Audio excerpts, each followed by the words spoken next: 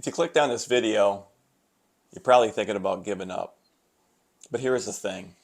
Your story isn't done. God has a plan for you. We've both been there before. We've been in a pit, couldn't get out of it, waiting on God, trying to figure things out, and nothing seemed to make any sense. But today we're going to talk about 3 things that you can do to get yourself out of that pit, and again, not to give up. Welcome to Finding Hope in a Suffering Society. I'm Rob. I'm Josh. We're here to help you find the beauty In the darkness. If you found that light, Sorry guys, it's early. I needed my coffee. Please go show your glow to the rest of the world. Please, because you know the more you share, the more people care. no doubt about it. So the first thing I want to talk about is, first of all, personal stories about kind of where we've been, and I guess I'll start with you, Josh. Is giving up and being in that state of, again, like there's nothing you can do to get out of it. I mean, you've been there before. Yeah, I have. And it's funny because we started this topic to kind of piggyback off of what, we had in our last video. And it's kind of crazy. As I woke up at 4:30 this morning, and I was just telling Rob this when he brought up the topic to me this morning, is I woke up at 4:30 and the first thing on my mind is just to not give up. Don't give up. Right now, you guys all know what's going on with my family. And my eldest daughter just went back to school, and she's recently called and said she wants to come home. And she's 6.5 hours away. And I couldn't be more proud of her for going and doing this. And I'm struggling with the fact that she's been there for a few months and she already wants to come home. And that's back to that don't give up. She's in a dark space right now. I know she is. I know my kid.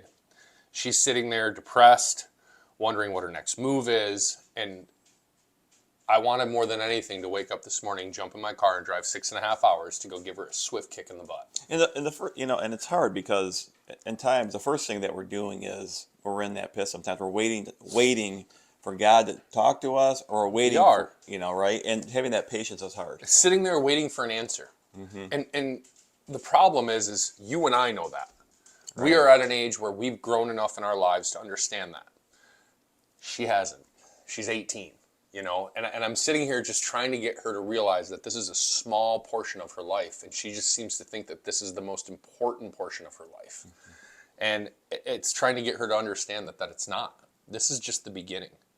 You're going to get in that pit of darkness and despair, and it's going to hit you, and it's going to grab hold of you. It does.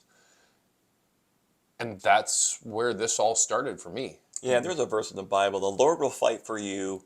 You need only be still, which means you need to wait on God. And sometimes that's the hardest thing to do. That is, and that's what I was just going to say, is the hardest part is sitting there in that pit of despair waiting. Mm-hmm. Just waiting. Because it's like when you have something to do, you have something to do, you wake up, you're like, all right, I have an hour to get this stuff done. And you start doing it and you're like, okay, I got another 45 minutes. Okay, I still got 40 minutes. Well, I still got 30 minutes. You're constantly checking the time, constantly looking, going, what is happening? Why is this not moving? What is going on? That whole scenario.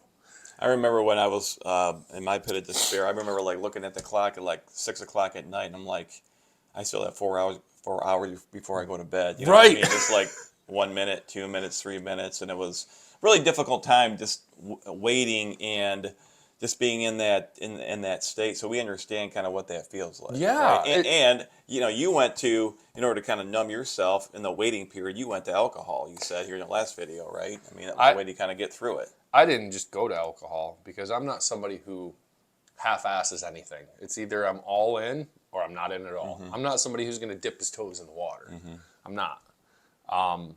For me, it started at a young age, though. For me, drinking started at 9. And I didn't understand it when I was 9. I didn't understand it when I was 16. 9 years old, you started drinking. That's the first time I had a beer. It was 9, watching a football game. Yep. Yeah, that'll get you hooked on alcohol. I mean, it's a great start when you're 9 and you drink one Budweiser and you're falling over drunk. Yeah.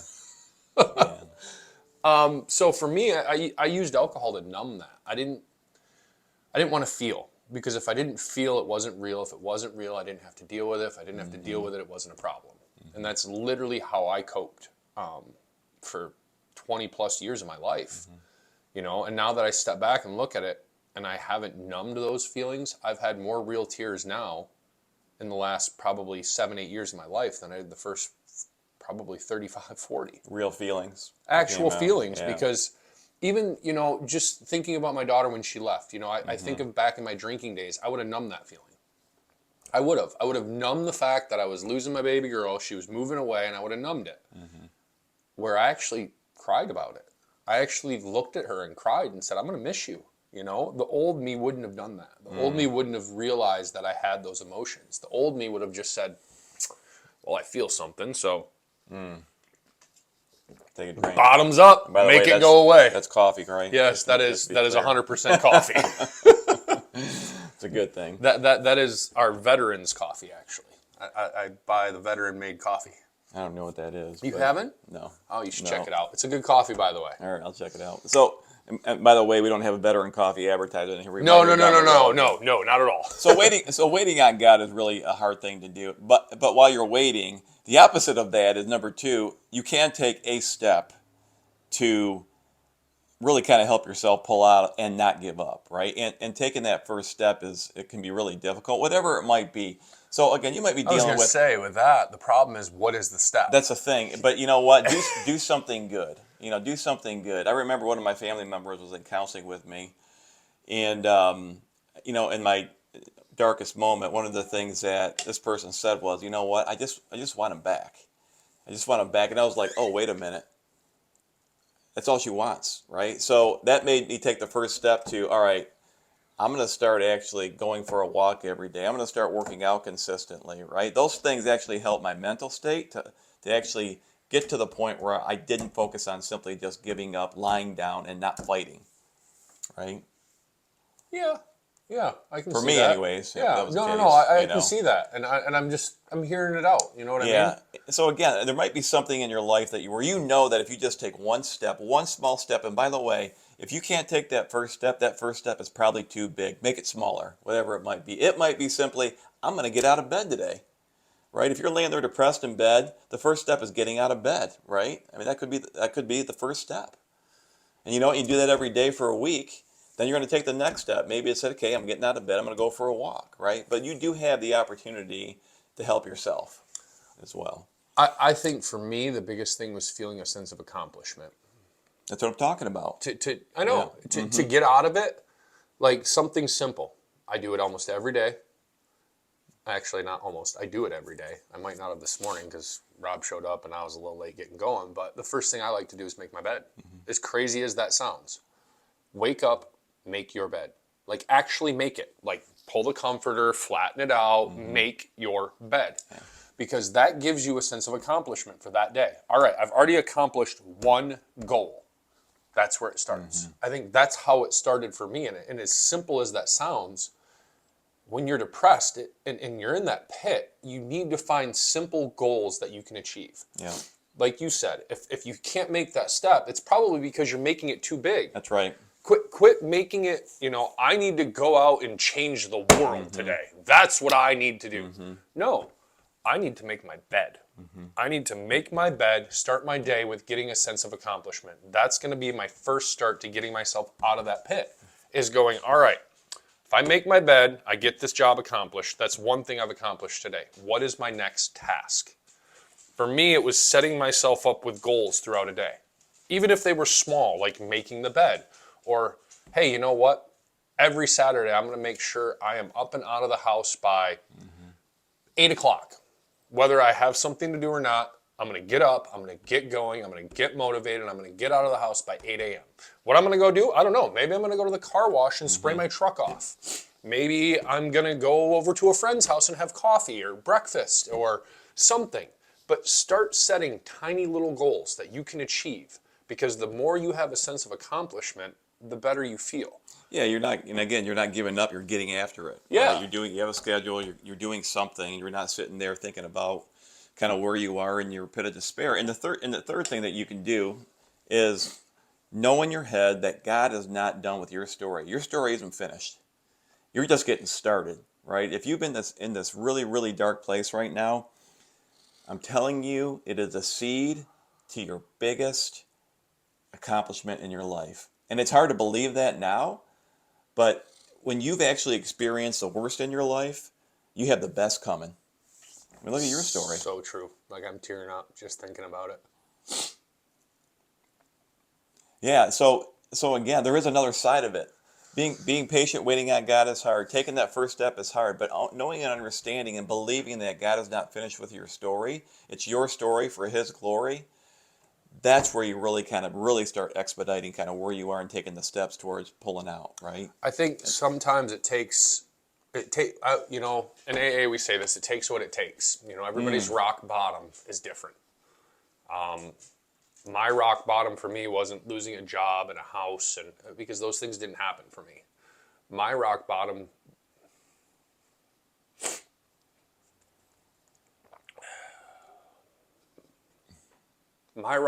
was knowing I almost left my kids without a dad. Sometimes you need something drastic to happen. And that's the thing that sucks, is because when you're in that pit of despair, that drastic thing can be anything. For me, it was 162 miles an hour on a sport bike after 2 fists of Crown. And waking up the next day realizing that I almost left my kids without a dad. I mean, 3 of the most important things in my life. I was willing to sacrifice that to try to make myself happy. And I wasn't. All I was doing was pouring more pollutants into my body. I was making myself more depressed, and I didn't even realize it because I thought the alcohol was making me feel better. Yeah. Hey, if I dump this stuff down my throat, I'm happy and I don't have to deal with the crap. Oh, if I dump this stuff down my throat, I don't have to feel anything. I'm numb. So I can't be depressed if I'm numb because I'm not feeling anything. And that's the scariest part, is when you're in that pit of despair, you don't know what it's going to take. But I can tell you, you need to pay attention to the signs because they're not always as drastic as mine was. He was telling me long before that happened that I needed to make a change, and I wasn't willing to pay attention to it. And sometimes God's talked to us in the whisper. He's not yelling at us, but it's in whisper. So you got to be listening for it, and you do have to pay attention to where God is leading you. And sometimes He does get right in your face, like, hey, you need to stop doing this. Exactly. Right? And it might come from a friend. It might come from a billboard on a highway that kind of hits you, right? You never know what it is, but and that's what I mean by that moment. It can be anything. It could be anything. It could literally be what mine was. It could be you're sitting there and all of a sudden a light goes on and you're like, holy crap, what am I doing with my life? Or it could be almost losing a friend. I mean, that was the start for mine. Like, in all honesty, I had a friend dying in a hospital room from alcohol. Like, he had literally drank himself into a state where he was going through full renal failure. His body was shutting down. They put him in a medically induced coma for a month to let his body heal, and he pulled out. Like, that was his awakening. Yeah. It took him basically drinking himself almost to death to have an awakening. And that was really that really triggered you to be like, I am not going to get there to that point. Yeah. I'm on the verge. You were saying to yourself, I'm on the verge of being there, and I'm done now. But the funny part is I didn't even see that. I didn't see that until after I did what I did. When you say did what you did, meaning? When I drank like I did and went for that last ride. Oh, I gotcha. That individual is a key important part of my life too. He has been a strong point in my life for 20 years now. I always looked up to him, and a mutual friend of ours made a comment to me one day after a meeting, and he looked at me and he goes, so how do you feel about it? And I said, honestly, I was thinking of going to the bar and having a beer. And instead of looking at me and saying I was wrong for that, he kind of looked at me and nodded his head and he went, okay, I see what you're saying. He goes, so this man you idolized and looked up to for the last 20 years of your life, that, you looked up to him because he had the beautiful wife, the nice house, the cars, the family, everything, is now dying in a hospital room because he put a bottle to his mouth. And that's what you say you want to do. So my next question would be, if he blew off half his head with a shotgun, would you do the same thing? And I looked at him and I went, no, that... And that was a trigger for you. I was like, whoa, wait a minute. And he just stood there. He said it to me and he stood there just so nonchalant and he just kind of got this grin on his face like, okay, who's the idiot now? And this guy is also a recovering alcoholic. Absolutely. Well, clean for many years now. Yep. And again, he's not there for you. No. If he doesn't go through what he went through, I wouldn't be well. here. So and it's kind of like back to you even, full circle back to you when you asked me to go do a prison ministry. Yeah. he was not the person talking to me. He was just the vessel. Me. He's talking about me. When You. Rob Yeah. came to ask me that, Rob wasn't asking me. That was God asking me, but Rob was being used in that moment. Just like in that moment when that individual made that comment to me after that meeting, he wasn't asking me that question. He wasn't making that statement to me. That was God's work. And I didn't get that at first. I didn't get that for my first probably 2 or 3 years of sobriety. My relationship with God was completely fractured back then. Yeah, and God uses your story in different ways. I mean, it's not just one time He's going to use your story. He's gonna take you. He's gonna rip you down. He's gonna build you back up to a person that you weren't years ago, days ago, months ago, to get you to the point where He wants you to do more for Him. Like, 10 years ago, I was asked to do a prison ministry, and I was afraid to go. Going through what I went through, I have no fear in my life. I went in there thinking, you know what? If I get shanked for Jesus Christ, so be it. As long as I'm there to serve Him. And I literally walked into the yard, seeing all these guys walking around, their orange garb, and with no fear, no anxiety whatsoever. I'm like, hey, man, I'm here for Him. But I wouldn't have been that way 10 years ago. That was part of my story to get there. And He's going to use your story as well. He's going to change you to better yourself so you can go serve Him and advance His kingdom. Maybe you can't see it right now, but our ask is lean on God, be still, and know that you are God. Know that your story is going to be used, and try and take in that first step, whatever it might be. Those 3 things are the key. They are. To pulling out of kind of where you are right now. Don't give up hope. See, like he was just saying, 10 years ago, this is not something he would have done. A few years ago, this isn't something I would have done. What we're doing right here with you. We decided to do this because we felt that our stories could help others. We decided that we wanted to go out and set this up because we feel that there's parts and pieces of our story that everybody goes through. And we're hoping that in some way, shape, or form, our stories reach you. That they touch you in some way and help you see that there is a better way to live. We're not saying we live perfectly. We're far from it. I make mistakes every day because I suffer from this thing called the human condition. I am going to make mistakes. I am going to go against God's will. That is going to happen. I am imperfect, but I am perfectly imperfect, and so are you. Even when you're broken and at your darkest point, you are still perfectly imperfect for God. He wants you. He wants you to call to Him and reach out to Him. That's all He's looking for. And the sooner you do that and be still and listen with more than just your ears, that's when He's going to grab you. That's right. And here's what we know, is that if you're still here, you're not done. And so we know you're not going to give up.